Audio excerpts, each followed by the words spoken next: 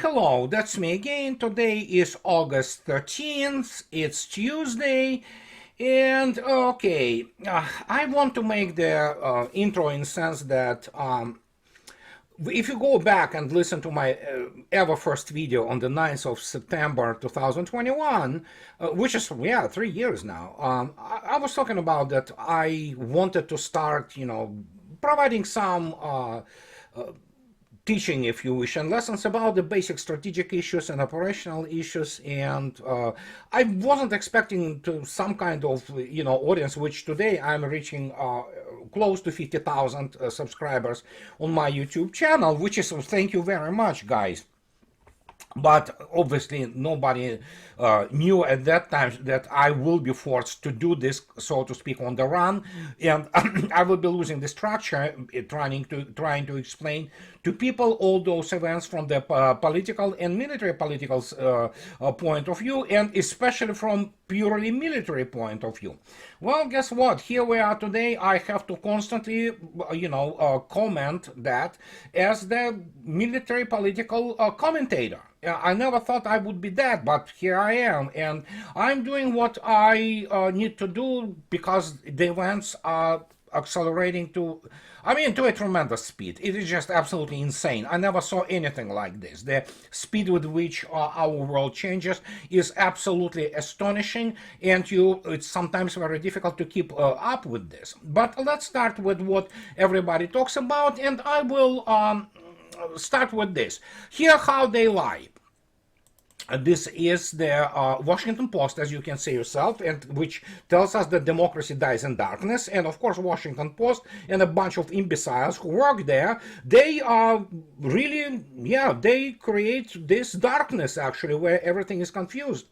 And so they look how they post this lady. Her name is Robin Dixon. She doesn't even have higher education. She graduated some boarding school in Australia, and that's about her extent of her so-called education. And she thinks that covering things is a great adventure. She is no less than the bureau chief in Moscow. So basically, this semi-literate bimbo, she writes about this, that Russians evacuated from Kursk as Putin grapples with Ukrainian incursion. So here's the huge lie immediately, and this is what many people do not understand, but this is how most media work. They do it for clicks, and they do it to confuse you, and this also goes not only for the American or let alone British media. Actually, Russian media suffer from the same ailment.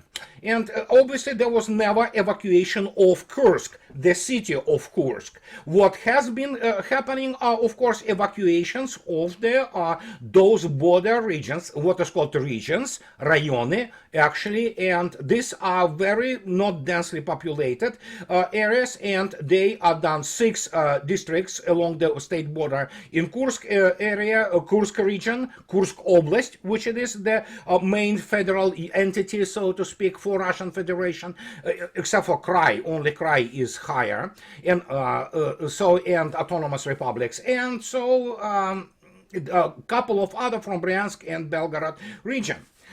So that's pretty much what it is. The total amount of people evacuated is now already 120,000, and the Kursk is the city of the 500,000, basically. So yeah, it's definitely has this share of evacuees, but they are evacuated in other places too, and whole Russian capability, which is really large, especially of the Ministry of the Emergency Situations, is in work, and people are very well placed in the temporary points, temporary residences, and they will return back once the thing will finish, will end in their area, which is let me explain to you.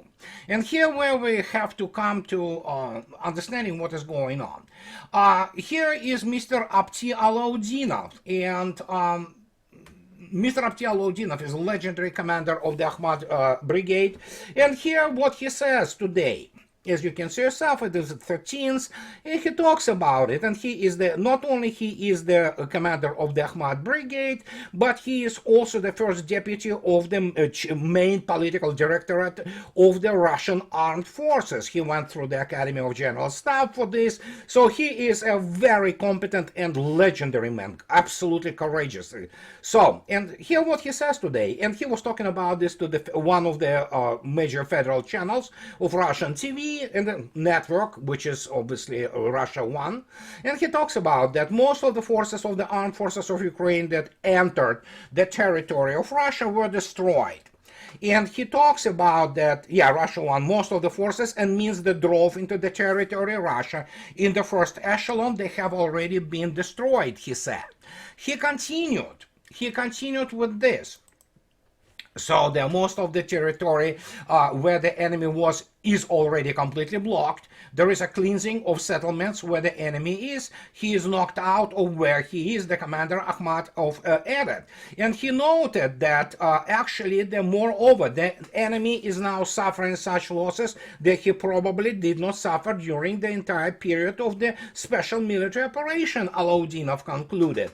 And so, well, as we already know, the damage control is already starting in all those lying, media in the West, and obviously they still draw information from those cretins from all kinds of the so-called analytical channels on YouTube and Telegram channels. That's what they do, and none of them are there. And finally, Russian Defense Ministry and officially limited access to all kinds of the so-called Wine-Course, even in the area of the operations and evacuations. So, and again, we're dealing here with the issue of, lying. So, as was expected, and this is why I'm coming back to what I stated in the beginning when I was talking about the military science and the way I was supposed to start. Because of the special military operation, I had to change my modus operandi, but the issue here is very simple. So when those bunch of the morons, and I'll talk about them, continue to praise this suicidal mission, they didn't understand that. And look what is happening. This is the kind of one of the school of thought which emerged in Russian military, and it's from communication with Marat Khairulin, who knows what is going on, and of course there was part elements of the Ahmad Brigade moved there, and Petnashka, parts of the Petnashka Brigade, but that's about it. And here, if you take a look at it, if you want to understand what is going on, let's take a look at the something what is happening and why this suicidal thing was, basically precipitated by Ukrainians, but obviously being pushed and prodded by the morons from, general staff in London and obviously from Pentagon. As you can see yourself, this is Terezk today. And again, make no mistake, I will explain the issue of the topography and military maps later, but let me put it this way. This is the latest for yesterday. As you can see yourself, what is happening at Terezk and the Terezk area is a catastrophe there for whatever is left of armed forces of Ukraine. And then we go and look at something which is happening at, as you can see yourself, at the Oskol River. And this is obviously already towards the Kharkov area. And as you can see yourself, also there's a bunch of advancements. And if you take a look at specifically highlighted and yellow, the scale, Russians are actually in about 5 to 6 kilometers from Kruglekovka, which is the main transition point or crossing, which is the bridge over the narrowest part of the Oskol River. And you understand what it means. Once Russians take this position, the front collapses there. And this is what is the school of thought which is, now exists in Russian military, that probably they also tried, apart from the PR effect, which was absolutely clearly present there, and to, occupy the headlines. Even CNN admits that. They also wanted to somehow make sure that actually what was assembled another 18 brigades, I believe, fresh Russian 18 brigades in Kursk area, which would have been transferred. And then, of course, what you have, you have the collapse of the front. But it's merely postponing it. And fact is that now they actually greatly aggravated their own situation, because now the Russians will be moving into Sumy. And that's going to be opening additional operational access, for which armed forces of Ukraine have neither personnel nor equipment, which is being annihilated with the industrial quantities, albeit much of it have been annihilated already in the previous 4 days. You can take a look at the bunch of videos everywhere. It's just taking prisoners of war, the piles of corpses, basically, of those brigades which entered there. And as you can see yourself, the losses yesterday, it's for the 12th, and it was 13 tanks and APCs, 44 armored vehicles, 22 artillery and mortars. And I think so we're going to be getting updated information on the count of what has been annihilated so far. But as was expected, that's gonna end really bad. And now some people like former Ambassador Sullivan, just comes up in the Foreign Policy magazine, the tabloid essentially, and he complains that, yeah, the future of Ukraine is pessimistic. Of course, it is pessimistic. I mean, we're talking about, as I already spoke many times on this, we talk about different leagues, operationally and strategically. So the only thing they can do in Pentagon and let alone in London, which is pathetic, that their staff people are pathetic, they have to do something like that. Throw in, some, what you call, suicidal troops. They get annihilated, which have been annihilated. And after that, yeah, the mop-up starts. So what is blocking? You have to understand that, first, whenever you see the lines, this is not how military works. Usually those front lines are not exactly solid lines. They are usually some kind of the concentration of troops, which, depending on the circumstances, they can deploy to the front line and make the contact with the neighboring units or formations. Or, they stay in the, like, for example, now, whatever is left of the Ukrainian troops which entered Sumy, and they had the second echelon which tried to get there, they are reduced to essentially two major circles where they are being obliterated, and the rest of it is the regime of the counter-terrorist operation, which is essentially you have to mop up, you have to catch all those diversionary recon groups, and you have to annihilate them. So they are not large groups. They're, depending on what they are, could range anywhere from 5 to maybe, platoon sized at best, but I don't think so, because even platoon sized unit now is, it's basically their, sentence for anybody who tries to play those games. And they are concentrated primarily, as I spoke on the previous videos, they are obviously concentrated primarily around some kind of the forests, segments of the otherwise fairly open field parts of the Kursk Oblast. It was inevitable. They have been actually basically pushed in there, and that's where they will be obliterated. Well, they are being obliterated as we speak. So in general, the situation is grim for them, and now, instead of achieving anything substantial, except of course killing civilians, that's where they're good at, so they know how to kill civilians. I'm not talking about obviously those clowns from London and who know the crap from crapola, but this is what they do in real combat, in combined arms operations. They are just nobodies really, and so this is what we have today. And yeah, they're tearing them the new one, and as a result we have apart from Mr. Alaudinov statements, we have this situation, of course, that Mr. Lindsey Graham, of course, well, the guy is he is as close to military as I am to Mars, basically. But here it is, he talks about that he went to Kyiv as like, oh yeah, Senator Graham calls Ukraine incursion into Russia bold, beautiful. The guy doesn't understand military. People say he was in military. He was not. He was a jack. He knows a jack actually about anything related to the real serious military operations, and he has zero military background. He's a lawyer. And so with Russia still struggling to repel, well, no, Russia is not struggling to repel. They have been already corralled into the killing zones, and that's where it all will end up.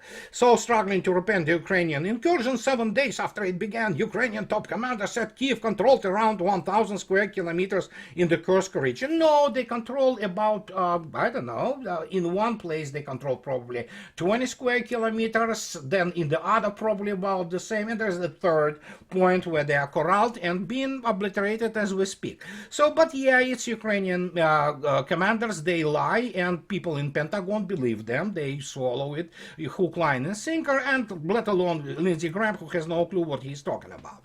And so he also continues with this, as was expected. So during his visit to Kyiv on August 12, he said that Ukraine could recruit retired F-16 pilots who are willing to fight for freedom. They, the Ukrainians, would seek out willing pilots from NATO countries who have retired to assist them until their own pilots are trained, said Graham. Well, I mean, again, here is the guy who is moron, and he's a coward. He's a very cowardly man, apart from the fact who knows what his life is, beyond the confines of the capital. And the issue here is, yeah, sure, they can seek out the willing pilots. There will be morons who will want to, commit suicide by Russian air defense and air force, but sure, and Russians don't care who will fly it. The problem is, of course, there is a zero, exactly zero, nil, none of the pilot in US Air Force or elsewhere in NATO who can even compare in terms of the flight hours and combat experience with anybody in the Russian Air Force. But Graham, who never commanded in anything in his life except for the whatever he does in the Senate, well, yeah, what can I say? Sure, let them, go and do whatever they want to do and see how it all going to end. Especially when we have this statement, but Almaz-Antey people, these are the guys who produced all of them, and Almaz-Antey announced the defeat of more than 40,000 air targets of the armed forces of Ukraine during, I don't know why they said NMT, but it's a machine translation, special military operation. And so more than 40,000 enemy air targets were destroyed during the period of the special operation by air defense systems. This was reported to TASS by the general director of the Almaz-Antey Aerospace Defense Concern, Yan Novikov. Now let it sink for you guys. Let it sink. It's 40,000 targets. No, we're not talking about FPV drones. No, FPV drones don't count. I mean, they are shot down by using all kinds of the REP systems and, the AK-74s. You can look at the video how Russian guys shoot down the FPV drone. No. We are not talking about it. We are talking about serious air targets ranging from the combat aircraft to all kinds of the MLRS projectiles ranging from ATACMS to Vampire of the Czech production. And when you begin to look at this is everything NATO and combined West could throw into Russia. And 95% of it has been successfully intercepted and destroyed. And they are in the state of shock now in Pentagon. Believe me, I can guarantee you that. And Washington is reeling from what they are observing militarily and technologically, especially now that the Forum Army 2024 started in Moscow. They will see very many interesting, well, I call it military porn. So, and I will make the video on this once the it concludes this whole forum, but there are already very many interesting things which are being presented there. And so if that hasn't been enough, so what is the result of all that? We have this. And this is very interesting. I deliberately went to the original from the RIA News. Obviously, you can find it in the English version of RT, which continues to report who knows what, but still. Washington is preparing a campaign to discredit Zelensky, the Foreign Intelligence Service said. According to the data received by SVR, Foreign Intelligence Service, служба внешней разведки, dissatisfaction with Zelensky is growing in the American elite. In both the Democratic and Republican parties, the voices of those who express doubts about the targeted spending of billions of dollars in military aid that Kyiv received are becoming louder. Zelensky is taking insane steps that threaten to escalate far beyond Ukraine. Exactly. This is what actually London evidently also play a role there, because these people still cannot understand that they are chuvavas, their military is a joke, their imperial staff is, general staff is a joke. They don't know how to fight war. They live in this, delusion from the 19th century that they matter. They don't. But this is what is happening. And this incursion in Kursk, Russians say that, we can go beyond if it comes down to it. And I already stated many times before that United States doesn't want this conflict to spill. Because once it spills, United States gets involved, it gets destroyed, whatever the force they will be able to deliver in Europe, and then United States traditionally will go and use nuclear weapons because it is nuclear-biased nation, because of the conventional weakness. I repeat, United States is conventionally weak. And it lost the arms race to Russia. So they are, absolutely afraid to face it. And so this is what is happening. Obviously, this incursion creates a lot of disaffection in Washington. And that's what I was saying earlier in this video. Russians have plenty of reserves. So anybody who says that Russians don't have reserves, they do not understand what they are talking about. They are mathematically challenged, and then, of course, they watched too much of the Hollywood, and especially Top Gun Maverick. So, as you can see yourself, they are working in such a way that as discredit him, and allegedly the guy they want to put in charge is Avakov. Well, the Avakov is a whole other story, let me put it this way. And if they think that they can control what is happening in Ukraine, I have a bridge to sell them. But then again, as I already stated, and I repeat, and people say, oh, don't repeat it all the time, we know it. No, some people who first time see my channel and listen, they have to know they cannot outthink a Russian strategically, period. They first, the United States doesn't have real strategic forecasting and intelligence to start with, neither does Europe. And so that brings us to this very interesting situation, which is absolutely incredible. So here is the guy who well, you know who he is, right? Dr. Strangelove, well, Peter Sellers' pinnacle, the best he ever did. That's absolutely work of genius, no doubt about it. And so here we have this dude. Here he talks about the Welt, the Welt television, it's German. His name, Klaus Wittmann. And so he is talking about Klaus. He is former Bundeswehr general. He has a degree in history. Wow, okay. So he talks about a couple days ago on Welt TV, and he tells them that, you know what, as you can see yourself, it's in regards to the Kursk situation, and he talks about, I am historian, I know what I'm talking about, and when we talk about Kursk battle, well, he says, but it still doesn't matter why we do not escalate with Russians. Okay, I'm looking at it like, my gosh, okay. So the German general wants to escalate with the Russians. I mean, you know what? Sometimes you're just lost for words when the guy like this, who is former Bundeswehr general, talks about that he understands the pain of the real Battle of Kursk, to which this incursion is pathetic, even several orders of magnitude smaller, simple diversionary operation, but he still wants to escalate with Russia. He really wants to escalate. He said, we shouldn't be afraid of escalation. So, and that is why I showed you Dr. Strangelove. And when you think about it, my gosh, how can I really comment on this? But suddenly In the same day, we have this confirmation of what is happening in the minds of those brainwashed people who do not understand what real war is, and Bundeswehr is reduced to the. I mean, it's a joke. I mean, and how long will Germany exist if it decides to escalate? And here we have this. It was, as you can see yourself, yesterday. And this is original and it's confirmed. And as you can see yourself, Germany will begin to honor the memory of Wehrmacht officers who were in the SS and NSDAP, which is, of course, National Socialist Party, and SS, which is by United Nations called criminal organization.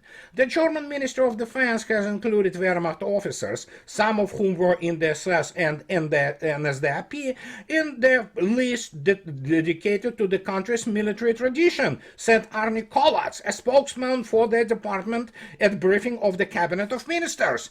Earlier, several local publications published excerpts from the internal mailing list of Lieutenant General Roschneider, according to which the German Ministry of Defense intended to expand the decree on tradition drawn up in 2018, a document regulating the culture of memory in German troops. And when you look at this dude, like Klaus Wittmann and, other people in Germany, make no mistakes, people will say, oh, you always, have issues with United Kingdom and, United States and France. Yeah, I do, obviously. I'm not hiding it. But the point is, Germans, I mean, that's the whole special story, whole special case of people going completely nuts and bananas. And what can I say? That good old Nazi tradition is there. It never has been eradicated. As Russians stated, some Russians say that we have been too humanistic. So, but as you know, Operation Paperclip and United States made sure that Nazis are preserved. And fact is, again, the whole concept of the combined arms war, a ground war in the United States is from Wehrmacht. Wehrmacht people wrote those, field manuals at some point of time. And they were running essentially everything about, including the Gehlen organization, which, almost started a couple of times, World War III, by providing Americans with their fake information about Russian intentions. I wrote extensively on these issues. So, what can I say? I mean, evidently, no matter how you try to tame the wolf, it always wants to run to the forest. And here we are. Here is the proof of all that. It's probably going back naturally to the people and to the armed forces, which of course was Wehrmacht and SS attachments, have been defeated, utterly crushed by the Red Army. And the trauma of this, it never have been healed, they never have been denazified, and it is coming back. And then when you look attentively at the backgrounds of people such as Annalena Baerbock or Robert Bach, all their relatives have been either directly SS and Wehrmacht. So what do you expect? It was all there from the get-go, the fertile soil, so to speak, despite the fact that they say that, oh yeah, we thought this. No, they didn't. They hate Russian guts, and this is the trauma of the crushing defeat. So, United States played a role to preserving that.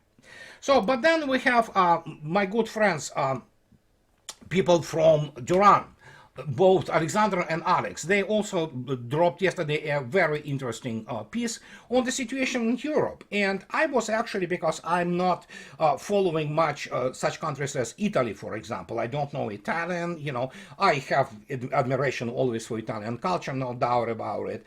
But here they are.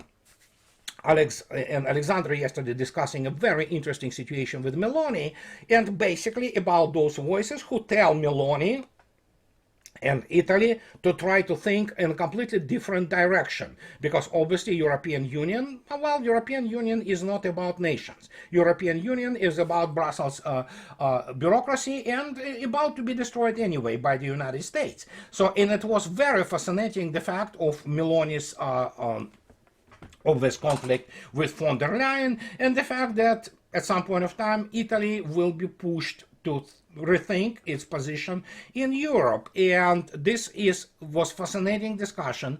I suggest you to listen to the guys, the brilliant guys, and obviously they do understand very well the dynamics in Europe. And I was actually taken aback when I thought about, when I basically written the Italy off, and then suddenly we have this situation that Meloni evidently have, thinking. She evidently is a genuine article in terms of the being conservative. And yeah, when you look attentively at her when the young age, by the way, she was absolutely drop dead gorgeous when she was young. And the fact that she was running on this conservative Italian agenda, and what can I say? Who knows what is going on there? I'm not the intelligence analyst with the direct access to the classified information, especially as obtained through human and diplomatic channels. But evidently we have something brewing in Europe, definitely. And I'm not talking about just simply the conservative wave, which is already there, albeit I think so it's too late. But Italians, you know what? Yeah, too much history, a lot of things of this nature. So who knows? And BRICS. Suddenly, when people say BRICS, it's like, Italy in BRICS, you kidding me? But you know what? Stranger things had happened before. And so we just have to wait and see. And this is what I wanted to tell you today, guys, at this Tuesday. And as always, those who like what I do, please subscribe to my channel. I also want to express again my profound gratitude to my patrons. And just wanted to say that, those who can afford, please support me on Patreon or buy me a coffee and two. And this is what I wanted to tell you today, guys. And what can I say? Have a nice rest of the week. And I will talk to you very soon. Thank you very much. Bye-bye.